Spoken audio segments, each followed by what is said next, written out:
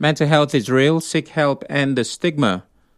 On the news this evening, stakeholders call for delay of constitution review over Rivers State's absence at public hearing. Court sets dates to rule on motion challenging Rivers emergency rule. Community leader faults government's call for residents to relocate over flood in Rivers State. On the foreign scene, U.S. President Trump hosts 5 African leaders as tariffs, aid, cuts bite. I'm Sam Chinedu, and the news continues after the break.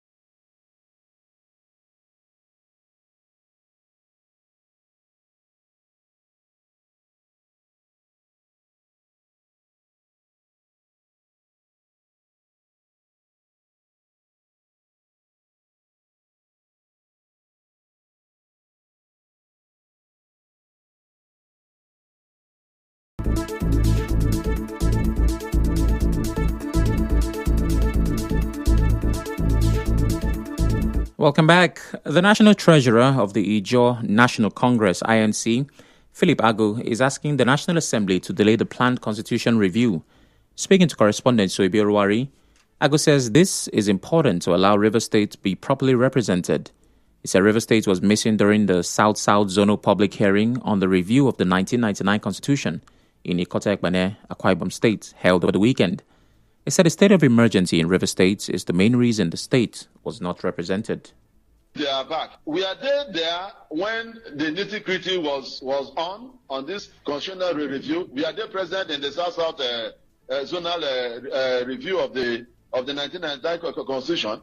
How will they come to endorse and ratify what they did not take part of? That is it. That is the negative, impact that we are going to have. The review that was done in Akwa Ibom State is incomplete because of lack of representation. The review has to be delayed because any result therefrom will be ineffective.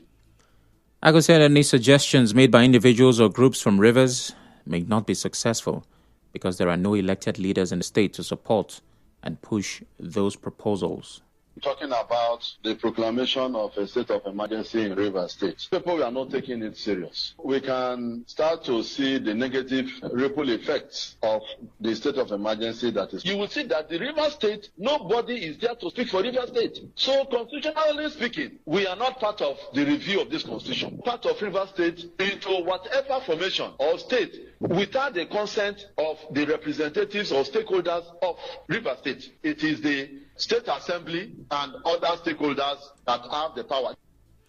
Also, the convener of Ogoni Drive, Solomon Lenu, said he is disappointed in the political leaders of Rivers State. He blamed them for the continued political crisis in the state.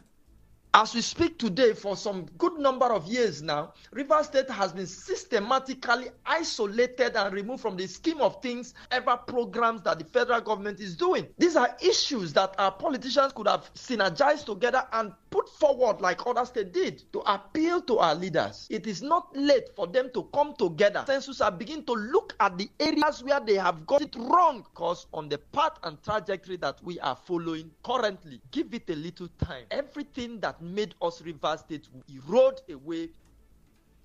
Mr. Lenu, who was at the South-South Constitutional Review meeting, said Rivers State did not present any official position paper. At the hearing, political stakeholders across different states are united on purpose, pushing for agenda issues that affect them and their people. That state was a complete no-show. And then you begin to wonder, has Rivers State suddenly become the El Dorado we have always been that? But unfortunately, Rivers State was absent. This begins to tell us the damage that is done to us by virtue of the state of emergency declared. Earlier on, Nigerian folk called on the state's leaders to look beyond her interest and tie collective interest of Rivers people. It is unfortunate, but I think it is high time we stop throwing blames. Let's end the blame games now and look at ourselves. It's easier to blame people. How have we paid our politics in this state? These things are transgenerational issues. So how come Rivers State had not been able to sit down together and look beyond personal interests and put the interests of the states ahead? In another development, a federal high court in Abuja has scheduled a ruling for July 18 on a motion seeking to restrain the National Assembly from further engaging in any legislative activities, including approving appointments or budgets of the River State government under the current sole administrator. Justice James Omotosho chose the day today after taking arguments in relation to the motion for interlocutory injunction filed by the plaintiffs. The suit was instituted by some indigents of River State and a group, the Registered Trustees of Hope Africa Foundation. Other plaintiffs are King Julius George Matu Olu and Prince Yohambe that are the National and Assembly. The motion gives lawyer Ambrose Owuru prayed courts to grant defendants from further arrest from the agency of River pending the states changing the legal state of emergency by President Owuru State without qualitative approval because a voice vote adopted by the National Assembly in approving the emergency rule was unconstitutional. On, the chairman of the Action Democratic Party, ADP, in the state, Christian Kendrick, says the African Democratic Congress position when not because of party national in internal crisis. Kendrick said this in encouraged Bureau in reaction to recent events, the AC and EDC hosting again the 2027 general elections in Rivers. First of all, ADP is the only party divided in the state. It's not a party like you call them coalition. They have a division within themselves. A house that is divided within itself cannot stand. Rivers people are not moved. Nigerians, forget what you see online, they are not moved. They are waiting for them to be united first. As we speak, the ADC or whatever party, they are not united, divided because of several interests. That's videos as it goes. Said his party may be only one strong enough to stand by 2027. The other parties have factions that do not serve the interest of Rivers people.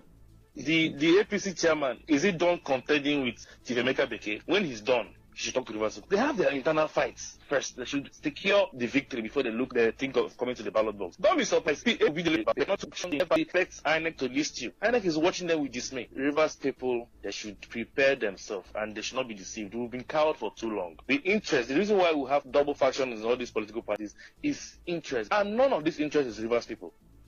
Also speaking, the chairman of the Zenith Labour Party in the state, Ben Ogbobula, said the people of Rivers should prepare to vote out the current political class. He blamed them for slowing down progress in the state. The same person, this time, the people should think the candidate that we have, select the candidate that are credible. Select the candidate that are credible because of me, I know I'm going to present a candidate that is a credible candidate in Rivers State that I have never gotten a stain. So Rivers State 2027 should look at the pedigree of candidates that come from different political parties. That Rivers State people, this 2027, they must make a good choice. Whether INEC like it or not, people will vote and their vote must count this time around. Reacting to claims by the APC that they would defeat the coalition, Mr. Ogbobula said it is too early to predict what will happen. As IPAC secretary in Rivers State, everybody must work in modalities for them to win election. But at this point, I will not be able to say what will happen. People may predict one or two things, but what they are doing is a way to take power from the Tinubu administration. But I want to say they should strengthen up. If they want to take power, it's not by merely talking. It must put some mechanism in place, in motion, to ensure that their plans work as achieved. In my party, we are not in coalition.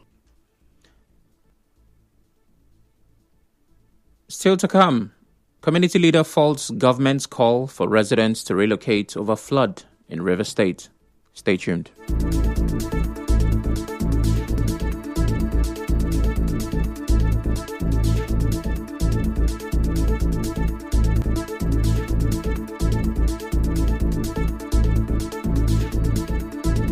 Strict compliance to safety rules and regulations help save lives and prevent destruction of property at your home or business. However, if emergencies arise, please make use of the following numbers to get help from the emergency service: 0904-022283, 0904-0222285. These numbers are for emergencies only. They are not for inquiries, and neither should they be used for pranks. Thank you. This message is from 92.3 Nigeria Info.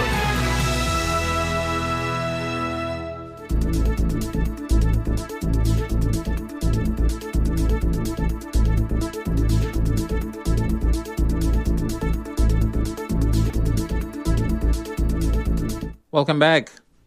A community leader in Akinima, Ahoda West local government area of Rivers State, Mr. Enyata Abiba, says it is unfair for the Rivers State government to ask people living in flood-prone areas to relocate. The state government, in a statement released yesterday, advised residents in flood-prone communities to move to safer areas and follow environmental guidelines. But with the president, Onyeka Chiwonsu, said the people of Akinima have been left to fend for themselves, as the government has not made any plans to help them relocate to safer places. Are there provisions to enhance the welfare of the people during floods? So why should government be interested in advising or warning the inhabitants of this area to evacuate? And who would evacuate? Where are they going to evacuate to? How do they do the movement? You know about the cost of transport today. How about their security? Where are the locations? The people are no longer interested in what government is talking about evacuation. So why should they always be interested in warning people about floods? It is not fair at all. The people are not children. And this environment that has a lot of wealth supporting the federal government, the nation, with good wealth, yet no landmark projects. Abiba also reacted to the announcement by the National Emergency Management Agency, NEMA, that it will visit some flood-prone communities for public sensitization. He said no NEMA officials have visited Akinima so far. There is none of such. I am a community leader. My wife is the woman leader of Akinima. So when you talk about visits, where do they visit? They are supposed to have connection with the community. So we don't know about their visits. Every time I am at home, every time I'm involved in a lot of activities, my wife is also involved in a lot of activities. So there's no place I don't know in my community. There's no place I don't even know in Ngene. And every time we communicate with each other, where have they gone? What have they done? So it is a kind of white elephant program. The community leader added that the community has been experiencing continuous rainfall for about 7 days and many residents are living in fear. He also explained that farmers in Akinima were forced to harvest their crops early. As a result, there is now too much food in the market, causing prices to drop. As you may know, Akinima is one of the many counties in Ahoda West. This Rashi region, which includes 3 other local government areas and hosts several oil wells. It is worth noting that in the first quarter of 2024, Rivers State received over 708.59 million naira from the Ecological Fund, money meant to address issues like flooding, erosion, oil spills, and drought. The Ecological Fund comes from 2% of the Federation account.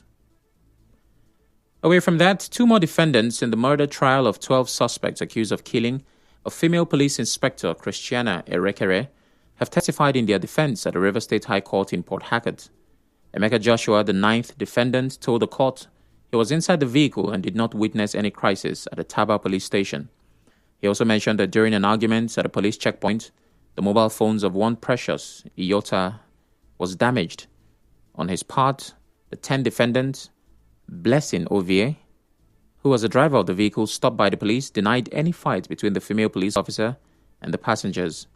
Responding to questions from the prosecuting counsel, ASP Celestine Dixon, Ovie confirmed that one DSP Harrison handed over the vehicle's documents to the groom's uncle but held back his driver's license. He said this prompted him and a few others to enter the station to plead for the release of the license. Ovie further told the court that his statement at the police station was made under duress. The trial judge, Justice Augusta Chukwu, adjourned the matter to July 15th, 11th, and 18th. 2025 for continuation of cross-examination. To education now, Dr. Ben Nyewisira says performance in the Unified Tertiary Matriculation Examination UTME should not be used as the sole measure of a student's academic ability. Nyewisira, who is also a lecturer in the Department of Educational Foundations at the University of Port Harcourt, stated this in an interview with correspondent Emeka Otuka while reacting to the recent cutoff marks released by JAM for admission into tertiary institutions across the country. He said technical glitches experienced by many candidates during the last UTME may have contributed to this year's low cutoff marks. There could be an interplay of factors that would have led to JAM arriving at this point. And like you and I know that it was at the essence that the of affairs in JAM had to come apologizing over the glitches that took place conducting exams. It may have contributed to the low performance of what happened this year. Dr. Nyewisira also noted that there have several cases where students with low UTME scores end up forming university will set in, and at the end of the day, you see some of them failing out because of distraction. So I think we are careful to make sure that we select the right persons to come into the system, but it doesn't end there. It's not a means to an end, as it were. For 4 years or 5 years, you will always have the opportunity to either improve yourself, or on the other hand, if you don't improve yourself, then the system will at the end of the day tell you that you are not qualified to be in this, to earn a degree, and then they will show you the way out. In other news, a former APC national chairman, Abdullahi Ganduje, has been inaugurated as the chairman of the board of the Federal Airports Authority of Nigeria, FAN. Gbenga Saka, special advisor on digital media to the Minister of Aviation, Festus Keyamo, posted a video of the inauguration on his X handle. The ceremony, which was held in Abuja today, came weeks after Ganduje resigned as the national chairman of the APC. On the international scene, U.S. President Donald Trump meets with leaders from 5 African nations today as he ramps up a trade war that threatens developing nations that depend on trade with the world's largest economy. Trump is hosting leaders from Gabon, Guinea-Bissau, Liberia, Mauritania, and Senegal for a discussion and lunch at the White House, with the discussions to focus on business opportunities.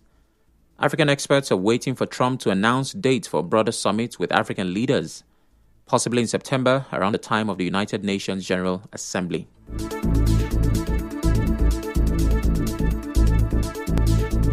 On the news this evening, you heard stakeholders have called for a delay of the Constitution review over Rivers State's absence at its public hearing. The Federal High Court set July 18 date to rule on the motion challenging Rivers' emergency rule.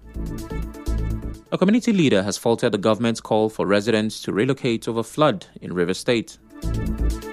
On the foreign scene, U.S. President Trump is hosting 5 African leaders today as tariffs and ills. News said by Martha Okere. Register and WhatsApp 08 721 7215. For listening.